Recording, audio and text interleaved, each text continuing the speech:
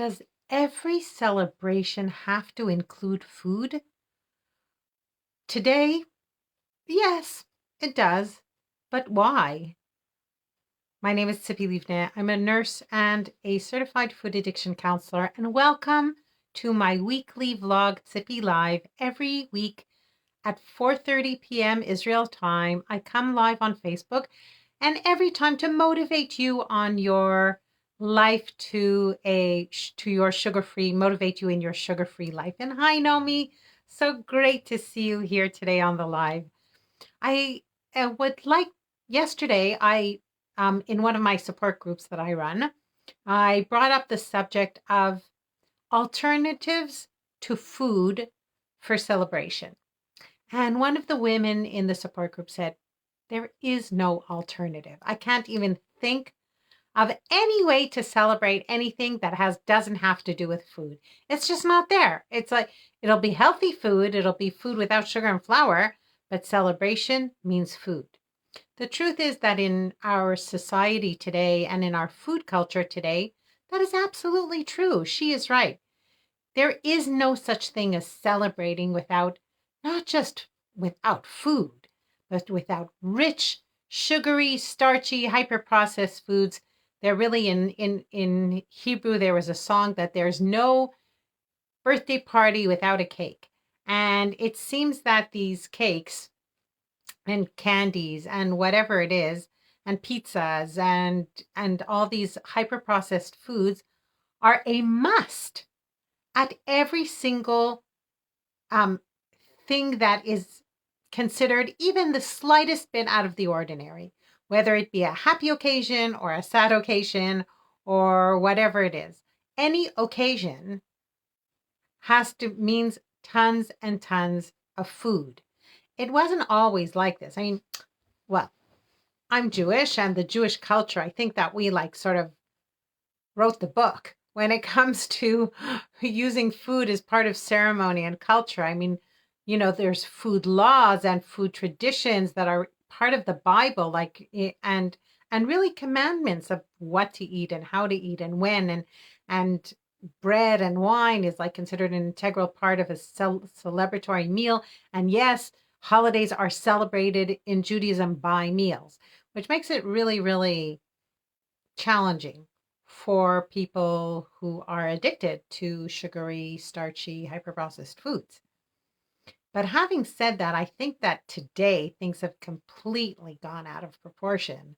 And I would like to challenge you, my listeners, whether you're listening to this now live or you're listening to the tape afterwards on my Facebook page, Sippy Livne GPS to Sugar Free, or in my YouTube channel of the same name. And please subscribe and like my page, and you're more than welcome to comment below.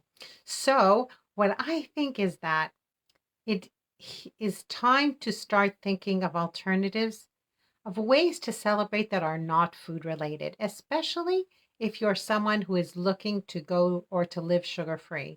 It's very, very important to find alternatives to life in general, and certainly to celebrations that aren't food related. That doesn't mean not going to celebratory meals. That doesn't mean not going to social occasions where food will be served and that is the celebration. That's okay. I mean, we don't want to close ourselves off in some prison, or I don't know, some isolated island, and not, we want to be with people, and that's today's culture. We celebrate with food.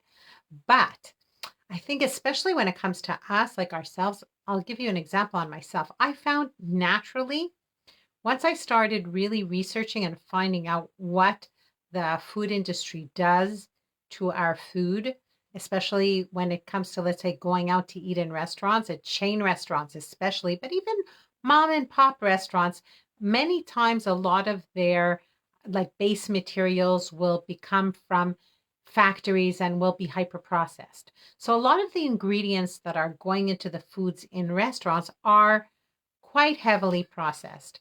And today I can taste it.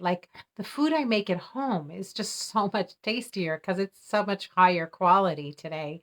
Um, that the food isn't that tasty. So if I really want, good, high quality food in a restaurant, well, then I have to pay like, half like a good portion of your wages to get like a decent meal, right? So I prefer already to take the money that I would spend in some fancy restaurant and spend it on things that are not food related. Like my husband and I celebrated his birthday by going diving in the Sinai in the city of Dahab.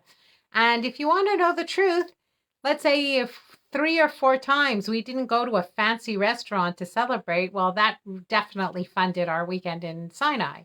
Or for example, when I buy presents, I don't buy presents of food anymore. Of course, I don't buy chocolates or stuff. I buy toys. I buy a plant. I buy things, that are not food related. When it comes to me, for example, if I want to sort of give myself a prize for reaching some goal or some milestone, or just because I feel like, doing something nice for myself, I'll really try for it to be not food related or as little as possible. For example, instead of, going out for a meal, then I'll buy myself something, like a piece of jewelry or a watch, or I'll buy some clothes, or I'll go for a massage, or maybe get my nails done, or get a pedicure, or something like that. The other thing also that I can recommend to you is that when we do go to these big celebration meals and holidays, it's really, really important that inner dialogue of ourselves to think about the things that are going to be there that are significant, that are not food related. For example, if I'm going to a wedding, when I was like heavily into my addiction, the only thing I could think about when I was going to a wedding is what are they going to serve for dessert?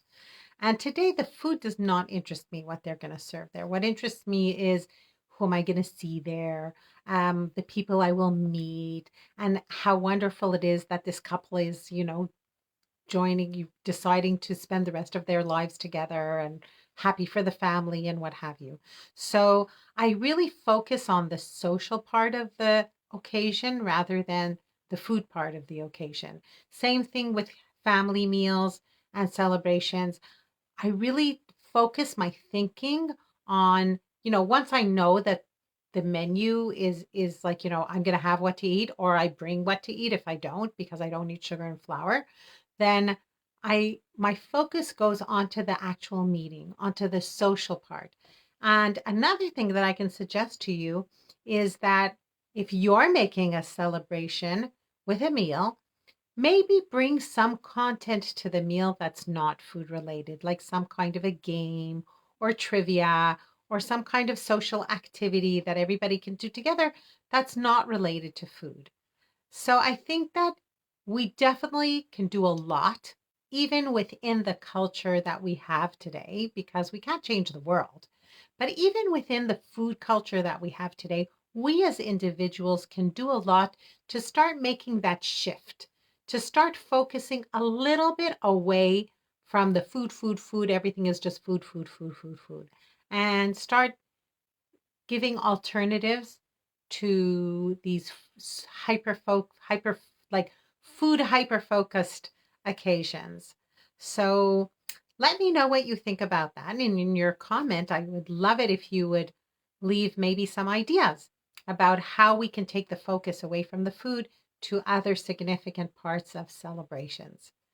That's my vlog for today. So join me please next week again at 4:30 Israel time every Tuesday. And if you're watching my YouTube channel, well, please subscribe. Tell your friends about my weekly vlog. And if you're looking to go sugar-free, but just don't know how to go about it, please contact me. I would be more than happy to help you. Have a great day, a wonderful week. See you guys. Bye bye.